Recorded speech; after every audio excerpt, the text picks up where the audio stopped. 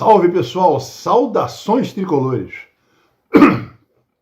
Hoje está frio aqui em Guapi. Aqui fora, nesse momento, está dando 14 graus, caindo. E está muito úmido, porque choveu para caramba. Choveu o dia inteiro. Está chovendo aquela chuva fininha agora. Mas hoje temos notícias de Flusão. Notícias de contratação. Notícias de estar marcado o jogo da Libertadores. Notícias que o Cano está voltando. Então temos pelo menos boas notícias. E também começando as especulações. Primeiro vamos falar das especulações, fica mais fácil. Especulações e vendas, né? Saiu agora uma notícia que tinha saído com relação ao André. Primeiro com relação ao André. Saiu uma notícia que antes tinha saído a notícia que o Wolverhampton e o Manchester United, o Manchester talvez, se não conseguisse contratar o cara que ele está tentando contratar, então as baterias se virariam para o André. E os Wolves, eles estão pretendendo trazer o André. Agora, quer dizer, dia 2 fecha, dia 2 não, na Inglaterra fecha dia 30. Então hoje é dia 20, hoje é dia 25 ou dia 26? Hoje é dia 26. Quer dizer, tem 27, 28, 29 e 30. Tem mais 4 dias para acontecer alguma coisa. Está cada vez mais difícil. Mas como está tudo tranquilo, quer dizer, como o André tem andado muito calmo, eu acredito que ele esteja confiante que vai sair o que os empresários dele estão trabalhando. E agora surgiu uma notícia que o Nottingham Forest seria o candidato a comprar os direitos federativos do André, Nottingham. Como está saindo um monte de verdades, de propostas, a gente não sabe, né? Mas isso eu acabei de ler tem 2 horas no máximo. E foi noticiado que o Nottingham também está interessado no André. Mais um clube inglês. Já falaram só, se não me engano, no Milan ou no Inter. Mais ninguém. Todos os clubes são na Inglaterra. Eu acredito com toda sinceridade, eu não gostaria que ele não saísse. Mas eu tenho quase que certeza que ele sairá. Então essa é a primeira notícia sobre transferências. A outra notícia sobre transferências diz respeito ao Coman Elias, que ele está sendo observado. Quer dizer, ele está sendo observado desde do Sul-Americano, Sub-17, quando ele começou a explodir. Ele está sendo observado pelo, acho que é Atlético de Madrid ou Valência, um dos dois, e pelo Chelsea. E agora também surgiu o Barcelona. E que eles estão muito interessados porque eles acham que com 20 milhões de euros eles levam o Cauã Elias. Desculpa. Eles levam o Elias. Eu acho um absurdo se escrever isso. Ele está sendo comparado, pode ser um novo Endrick. Espera aí, o Endrick saiu por quanto mesmo? Por 300 milhões, né? Mais ou menos isso. Aí o Cauã Elias, que está sendo chamado um novo Endrick, que apareceu também nas categorias de base, que nem o Endrick, ele vai sair por 20 milhões de euros, quer dizer, ele vai sair por 100 milhões. Em se tratando de Fluminense, eu tenho muito medo disso acontecer. Mas o Fluminense não pode vender esse rapaz, e quando for vender, não pode vender agora, é claro. Mas quando for vender, é para pensar de 45 milhões, se ele explodir, como parece que ele vai explodir, porque ele é um rapaz muito... Parece que ele tem família, né? No sentido de cuidar muito forte dele, não deixar ele escapulir para coisas erradas, ou ficar tranquilão. Então, a chance do Cauã explodir mesmo, é muito grande. E se isso acontecer, olha, para começar a conversar tem que ser acima de 50 milhões de euros. Então, o Estevão está aí também com 17 anos. Não, o Estevão vale 200 milhões de euros, e o Cauã Elias sai por 20. Então, mas isso também foi só um balão de... Isso começa assim, né? Um balão de saia. Mas eu não acredito que ele saia tão cedo do Fluminense, porque ele teve contrato renovado agora, está jogando bola. O Fluminense, se não me engano, tem 80% ou 70% do passe dele, acho que tem 70%, porque ele tinha 10%, os empresários tinham 10%, e na hora de renegociar esse contrato, que no início do ano demorou pra caramba, ele passou a ter 20%. A família brigou para ele ter 20%. Então, o Fluminense pode ganhar uma grana com ele. Mas não agora. Isso é para final do ano que vem. Quando ele já estiver valendo os seus 50 milhões de euros. Mas já tem especulação. E onde tem fumaça, tem fogo, né? A terceira coisa, terceira palavra sobre transferências, hoje de manhãzinha surgiu uma notícia que o Fluminense já tinha fechado com o Enzo Dias, que é do River Plate. Eu falei há uns 2 ou 3 vídeos atrás que o Enzo Dias não viria, porque a cotação dele, quanto pedem por ele, é 4 milhões de euros. A gente está falando de 4 milhões de euros, são 24 milhões de reais e um pouquinho mais. Então é chance zero. E também falaram que o Júnior Barranquilla tinha negado ao Fluminense negociar o Gabriel Fuentes.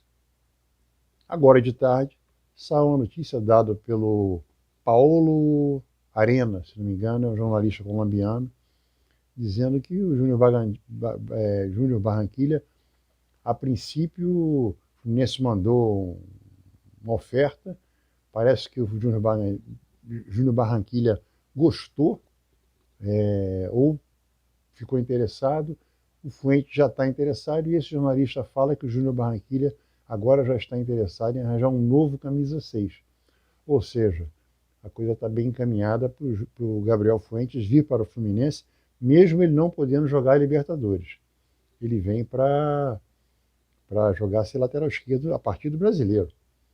Mesmo porque o Diogo Barbosa só deve começar a jogar no final de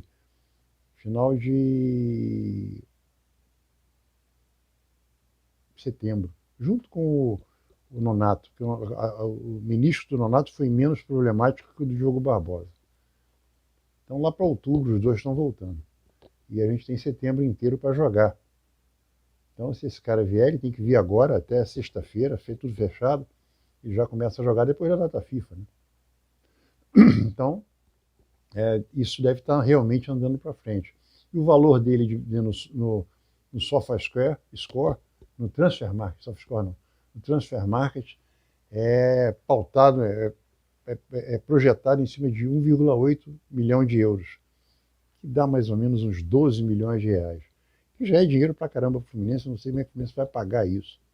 Também não sei se o Fluminense vai pagar 1.800.000 euros por 100% dele, ou se vai ser por 60%, 70%. Mas essa é uma negociação que o Fluminense está querendo. E outra coisa também, além do Diogo Barbosa só voltar à tarde, a gente só tem o Esquerdinha hoje como lateral esquerdo. E eu acredito que o Marcelo não volte mais a jogar de lateral esquerdo. Eu acredito, né, sinceramente, que o Marcelo volte agora, depois da data FIFA, ele volte a jogar pelo Fluminense, mas ele vai cair no meio, substituindo, trocando de posição com o Ganso. E vai jogar até o final do ano, que termina o contrato dele. Eu não sei se ele renova. Eu acho que se ele renovar, ele só renova até o meio do ano para jogar o Mundial. Vai ficar dando uma daquela de jogar só na boa, né? Quer dizer, não jogar com 100% de condição física. Eu acho que é isso que ele vai fazer. Não, a primeira parte está falada.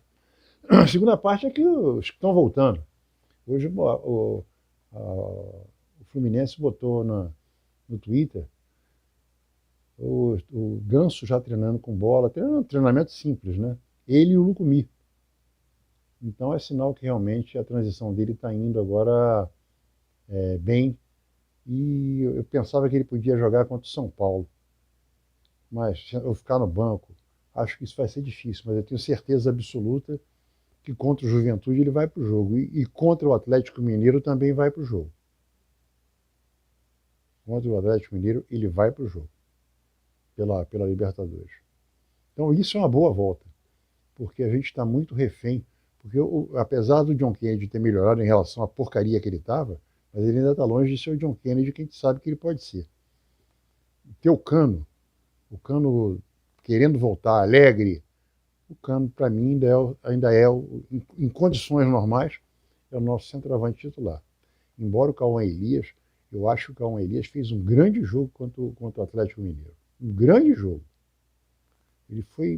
Ele saiu para voltar, armou bem o jogo, fez 2 passes, fez uma assistência e um passe que era para ser outra assistência. Ele está marcando pra caramba, já tá pegando o jeitão de aguentar o tranco, aguentar as porradas. Na hora que ele conseguir ser o Arias tomando porrada e não cair, ele vai ser. Ninguém vai parar o cara. Tem que bater umas aulas com Arias. Então é isso, ó, o Cano está voltando, o Lucumí está voltando. Eu acho que o Marquinhos podia ser aproveitado, acho que o Terãs tem que ser aproveitado. Coloca o Terãs, pô. De repente o cara pode explodir. São 14 milhões que a gente não vai poder jogar esse cara fora. A gente tem que fazer esse cara jogar. A mesma coisa que eu falei sobre o Gabriel Pires. Eu não acho que o Gabriel Pires não é mau jogador. O cara fez 3 jogos como titular. Fez 3 jogos no Carioca. Ao todo fez 8 jogos. Os outros jogos foram como reserva. E o cara não serve para o Fluminense. 8 jogos durante o ano. Eu daria uma chance para esse camarada jogar. Principalmente agora que o Martinelli está suspenso no Brasileiro. Eu colocaria ele no banco. Porque ele é um segundo volante típico. É um cara, é um canhoto, chuta bem, é alto, forte. Porra, dá uma chance pro cara. Tanta gente, o Keno já teve 1 trilhão de chances. Pô. O Lima, quando estava mal, era chance todo dia. Caio Paulista teve chance que não acabava mais. Pô, será que não pode dar uma chance para esse cara? O cara está treinando. Pô. E eu acho que poderiam dar uma chance para ele. E para terminar, vamos falar aqui, domingo eu devo ir ao jogo de São Paulo. O jogo é às 6h30, aí dá para chegar aqui em Guapimirim numa boa. Voltar para cá e não chegar tarde. Mas já saiu a Conmebol, divulgou as datas de Fluminense e Atlético Mineiro e Atlético Mineiro e Fluminense. É a quarta-feira, dia 18, se não me engano, dia 18 e dia 25, às 7 horas da noite. Para quem mora no Rio, é um horário terrível. Da mesma maneira que 9h30 é um horário terrível. Eu acho que o jogo de futebol, porque a televisão, a Globo manda nisso, né? A Globo criou esse horário perverso de 9h30 da noite. Mas o horário de futebol, à noite, tinha que ser 8 horas da noite, nos dias de semana. E no final de semana, sábado, no máximo 8 horas da noite, mas o melhor horário é 18h30. E domingo às 5, ou não às 4, pô, às 5 ou às 18h30 também. Fazer jogo às 9h30 da noite no sábado, fazer jogo às 9h30 da noite num dia de semana é terrível. Para quem mora longe do centro do Rio, é horrível. O cara chega em casa 1h da manhã. Se eu for ao jogo no Maracanã, eu chego aqui em casa 1h e pouco da manhã. Olha que eu vou de carro, porque de ônibus não tem condição. O ônibus não tem mais ônibus. O último ônibus sai 11 horas da noite para voltar para Guapimirim. Teresópolis é a mesma coisa.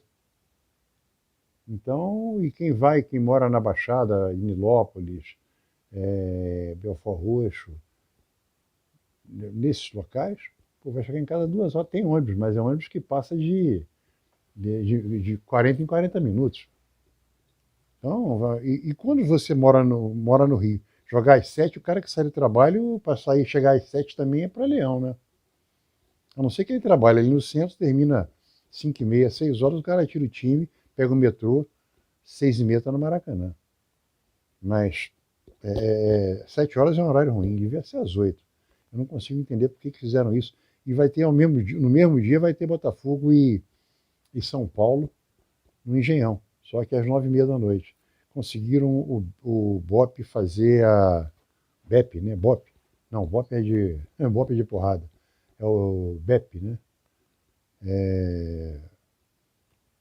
Atender a CBF e a Conmebol. A CBF também podia trocar a data, mas não quis trocar a data porque ela não quer mexer no que é dela. Então ela a polícia vai estar nos 2 jogos, embora seja com um efetivo ruim. Mas eu acho que também ninguém vai querer briga meia-noite, né? A torcida do Fluminense, o jogo termina às 9. Aí vai ficar esperando até meia-noite para sair na porrada contra o Botafogo. E do Botafogo, 9h30, 9 horas está no estádio já, porque vai começar o jogo 9h30. Então também é um jogo sem muito risco. Mas é um jogo com um horário muito ruim para os dois, na minha opinião. Mas é isso. Amanhã o Fluminense começa a treinar, vai treinar terça, quarta, quinta, sexta e sábado faz aquele treino mais de relaxamento para encarar o São Paulo, domingo às 18h30. E a gente vencendo o São Paulo, como espero que vençamos, a gente vai dar outro salto na tabela. Já pode pensar em um 13º lugar. Dependendo dos resultados, a gente pode chegar até empatado com o 12º. O que não é ruim. Empatado com o 12º? Não sei. É só ver quem está com 27. Não, a gente pode passar o Criciúma. E pode empatar com o Bragantino. Se o Bragantino perder o próximo jogo. Isso em termos de pontos, né? Que o Bragantino acho que tem um jogo a menos que nós. Mas de qualquer maneira a gente já está junto. Isso aí vai criando um impacto bom para a gente. E pode, dependendo do jogo que vai ter, vai ser hoje, né? Vasco e... Daqui a pouco. Vasco e... Hoje já está jogando, nem sei. Vasco e Atlético Paranaense. Se o Vasco vencer, a gente está chegando também no Atlético Paranaense, perto do Atlético Paranaense. E se a gente vencer o São Paulo e o Juventude só empatar, a gente vencendo o Juventude, a gente passa o Juventude também. É isso aí, gente. Amanhã a gente tá. Quero ver se amanhã eu já falo sobre clubes associativos. Falou? Saudações tricolores e até amanhã.